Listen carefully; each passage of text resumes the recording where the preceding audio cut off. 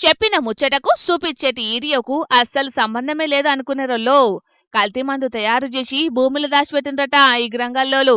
మట్లావు అందుకొని ప్రొక్లైన్లు బట్టి తవ్వి చూసిండ్రు పోలీసోళ్ళు. చీప్ లిక్కర్ కీసలంటే ఎంత చీప్ అయిపోయినాయి చూడుండ్రి. పతోడు దొంగమాలు తయారు చేసుడే, కోటరు కీసలు దానికి దొడిగే మూతలు కొనుడు, కంపెనీ స్టిక్కర్లు అంటించుడు, పీరియడ్ తోటి మందు తయారు చేసి కీసలు నింపి అసలు మాలతోటి కలిపి అమ్ముడు. పాపం తాగుబోతులు కీస ఎర్రగా కనబడితే చాలు అదేంటిదన్నది కూడా పట్టించుకోరు అన్నాలు. కోటరు గుద్దినమా లేదా గంతే.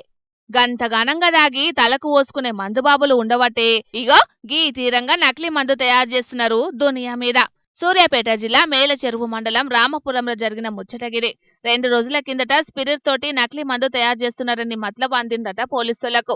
పొయ్యి చూస్తే ఇగో గిది కథ. ట్రాక్టర్లు వంటపోయి జేసీబీలతోటి తవ్వి భూమిలో భద్రం చేసిండ్రు నకిలీ మందును. మళ్ళా పోలీసులు తవ్వి చూస్తే 2 ట్రాక్టర్ల ట్రాలీలు నిండినాయట.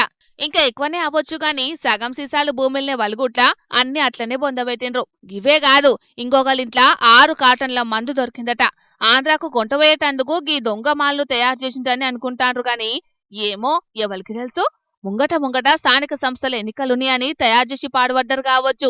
ఈల తలపండు వల్గా తాగుబోతుల గండాన మోపైనరని కోపానికొత్తున్నారు రోజు కోటరుకు దేమందుబాబులు.